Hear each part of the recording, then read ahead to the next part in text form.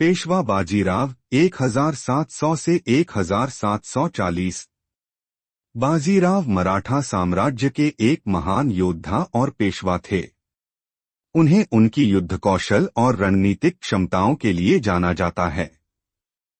उनके नेतृत्व में मराठा साम्राज्य ने भारत के एक बड़े भूभाग पर अपना प्रभाव स्थापित किया। उनकी कहानी साहस, वीरता और नेतृत्व की मिसाल थी। बाजीराव का जन्म 18 अगस्त 1700 को सतारा में हुआ था।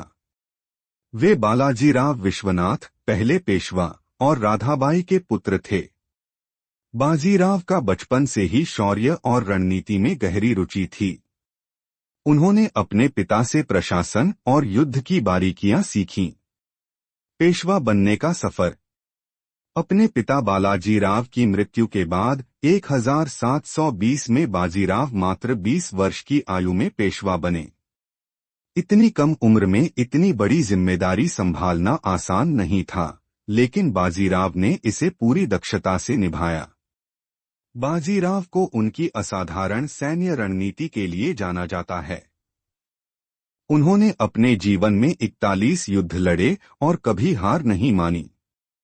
उनकी सबसे प्रसिद्ध रणनीति बिजली युद्ध थी, जिसमें वे तेजी से दुश्मन पर हमला करते और उन्हें पराजित कर देते। उनकी प्रमुख विजयों में शामिल हैं: 1. मालवा और गुजरात पर अधिकार। उन्होंने मालवा और गुजरात में मराठा साम्राज्य का विस्तार किया। 2. निजाम पर जीत। 1728 में बाजीराव ने निजामुल मुल्क को पुणे के पास पालखेड़ की लड़ाई में पराजित किया। 3. दिल्ली पर दबदबा। उन्होंने दिल्ली के मुगलों को कमजोर कर दिया और मराठा साम्राज्य को उत्तर भारत तक फैलाया। व्यक्तिगत जीवन। बाजीराव ने 2 शादियां की थीं। कासीबाई उनकी पहली पत्नी, मस्तानी उनकी दूसरी पत्नी, जिसकी वजह से बाजीराव को अपने परिवार और समाज से विरोध का सामना करना पड़ा, लेकिन उन्होंने मस्तानी के प्रति अपने प्रेम को कभी नहीं छोड़ा।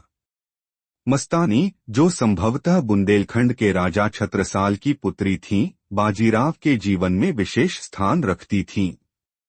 उनकी प्रेम कहानी अद्भुत और भावनात्मक है। हालांकि यह रिश्ता कई सामाजिक और पारिवारिक बाधाओं के कारण विवादास्पद था। 1740 में मात्र 39 वर्ष की आयु में बाजीराव की मृत्यु हो गई।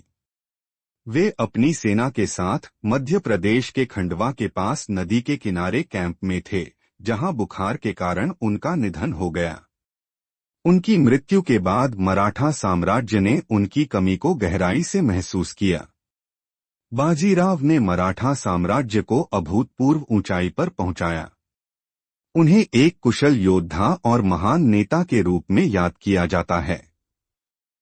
उनकी रणनीतियां आज भी सैन्य इतिहास में पढ़ाई जाती हैं। उनकी प्रेम कहानी और उनके पराक्रम को लेकर अनेक साहित्य और फिल्में भी बनी हैं।